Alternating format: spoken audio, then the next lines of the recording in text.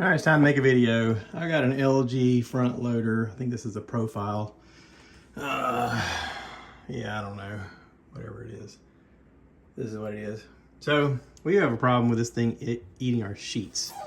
And let me explain.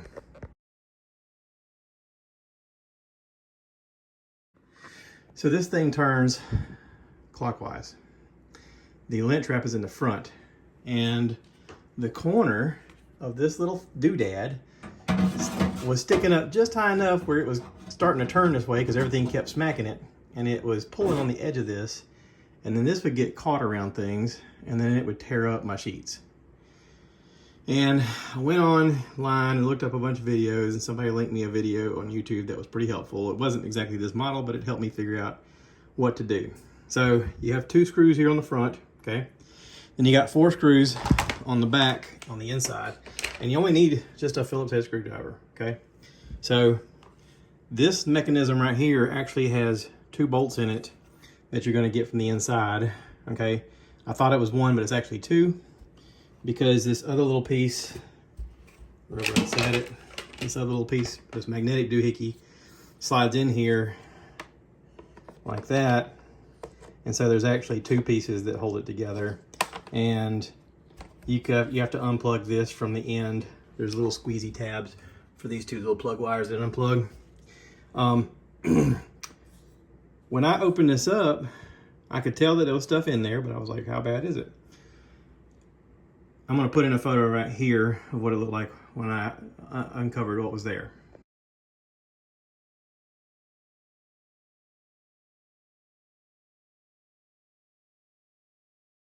Okay, so from that, I took these pieces out and cleaned them. I threw away all of the fuzz.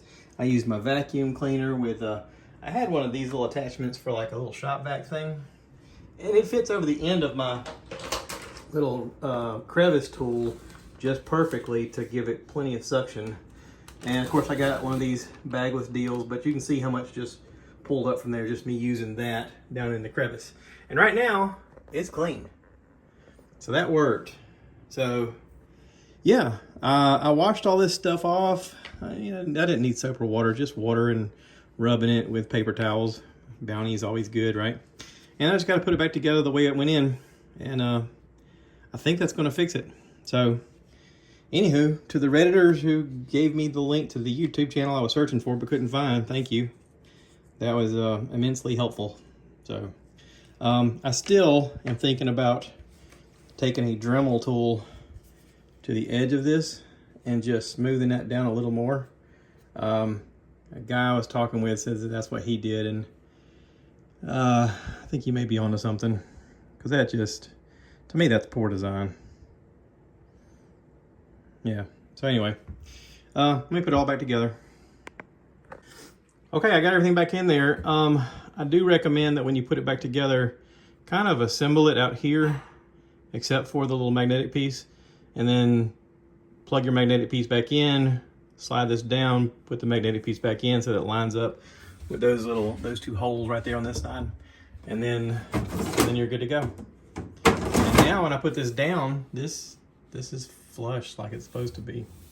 I still think this is a design flaw. I think this is probably the worst place they could have put it, but I guess that's what you get when you get one of these front deals like this with a big drum. Just for years we've had a standard dryer before this with the lint trap on top, and we never had an issue like this. So this may be a temporary fix, I don't know. I think I'm gonna start cleaning this once a month so that this doesn't continue to do what it did. We only wash clothes like every weekend, so I think once a month should do pretty good for this. Anyway, that's it. Hopefully this will help somebody else. Thanks for watching.